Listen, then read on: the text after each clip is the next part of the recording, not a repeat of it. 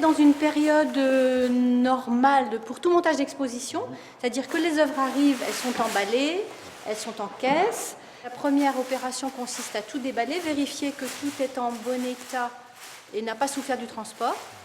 Donc à la suite de ce déballage qui est assuré par le conservateur en charge de la collection qui a accompagné les œuvres, nous allons faire ensemble les constats d'état, donc vérifier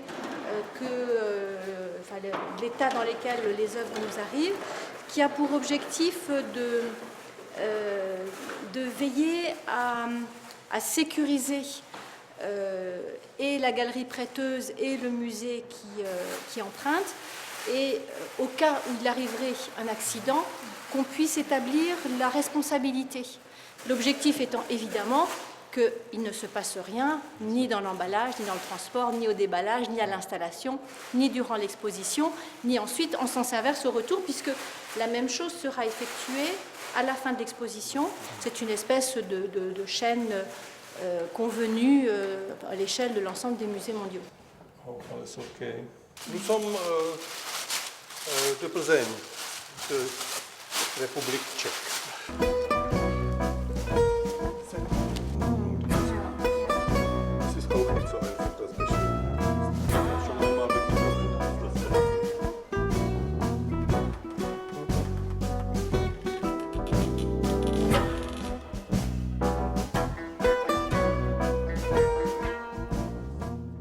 Nous avons travaillé uniquement sur photographie, la sélection ayant été opérée par nos collègues du musée tchèque qui ont fait la sélection des œuvres, qui ont organisé les groupements, puisque évidemment c'est eux qui connaissent leur collection bien mieux que nous pouvons le faire, et qui donc ont organisé le choix des pièces, l'organisation des vitrines. Nous leur avons confié en fait le plan des vitrines, les dimensions maximales dans lesquelles nous pouvions travailler, et on leur a demandé de s'ajuster évidemment aux conditions de présentation que nous pouvions leur offrir. Aujourd'hui, nous découvrons les œuvres que nous n'avions vues que sur photo.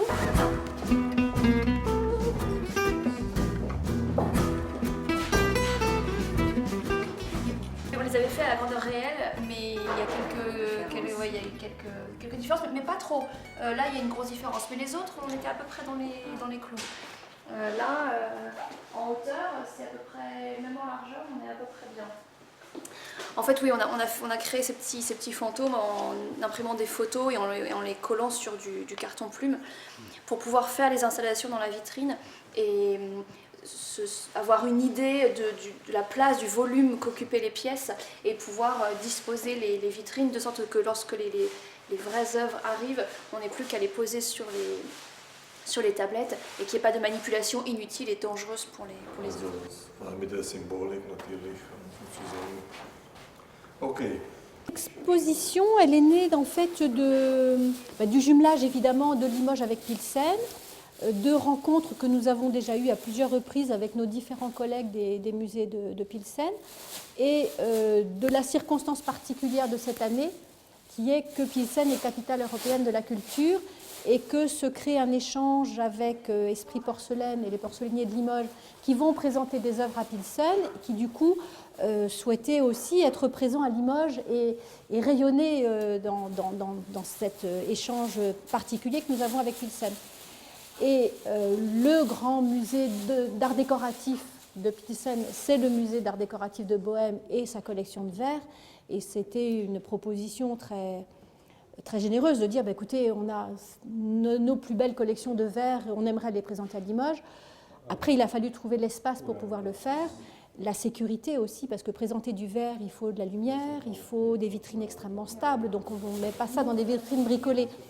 Et finalement, on a pris le parti d'exploiter un des cabinets de notre collection d'émail, puisqu'on a ce rapport aux matériaux de décor émaillé qui est lui-même du verre, pour réserver une place dans le parcours permanent du musée à ces œuvres de Pilsen. Les deux là, celui-ci, ils ont des effets d'irisation qu'on ne voit pas du tout sur les photos. Et là, on les voit vraiment.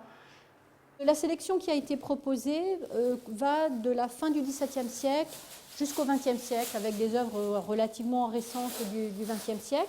Donc ça nous donne une palette assez large de différents types de verre, différentes techniques de décor de verre, différentes manufactures, différents ateliers. Et du coup, on couvre de l'ère baroque jusqu'à l'ère contemporaine.